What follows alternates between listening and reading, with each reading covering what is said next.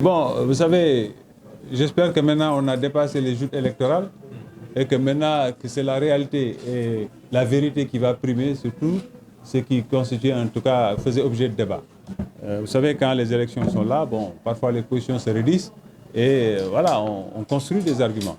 Mais qui me connaît sait que j'évite, je peux me tromper, autant que possible d'agir dans l'illégalité et d'agir dans des zones de compétences qui ne sont pas les miennes. Donc tant que l'acte 3 n'avait pas dit, l'acte 3 est une loi, que tout ce qui est équipement marchand est reversé aux communes que nous sommes, qui sommes devenus des communes de plein exercice, vous ne m'avez jamais entendu parler de ces infrastructures. Et pourtant, les désagréments du marché Sandaga, c'est ma commune qui les subissait, c'est ma population, en termes de désordre et autres. Mes seules interventions au marché Sandaga à l'époque, au marché Carmel, c'était d'aller les nettoyer, alors que c'était des patrimoines qui n'incombaient pas à ma gestion. Mais une fois que ces patrimoines incombent à ma gestion, vous comprendrez que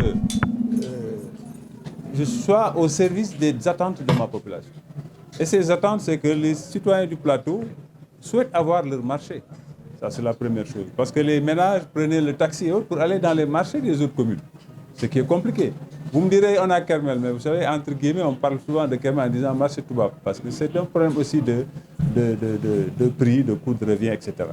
Donc, nous avons lancé, une fois que la loi nous l'autorisait, à savoir qu'il y a eu un acte préfectoral qui consacre la dévolution du marché Sandaga à la commune du Plateau.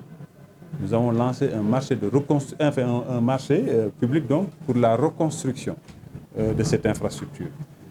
Nous avons fini même d'attribuer ce marché. Une entreprise a fini de se mettre en place. Cette entreprise, elle va m'entendre dans les jours à venir parce que je trouve que son rythme de travail est extrêmement lent et inacceptable par rapport aux attentes. Parce que je vous rappelle que le marché Sandaga a été fermé depuis 2013. Donc depuis 2013, il y a des pères de famille, des mères de famille qui sont en attente de retrouver leur lieu de travail. Et vous avez des populations qui n'ont plus de marché. Donc toutes ces années, 8 ans, moi, vous ne m'avez pas entendu parler. Ceux qui me le disputent aujourd'hui n'ont jamais parlé de Sandaga, n'ont jamais proposé de projet de reconstruction ou de réhabilitation.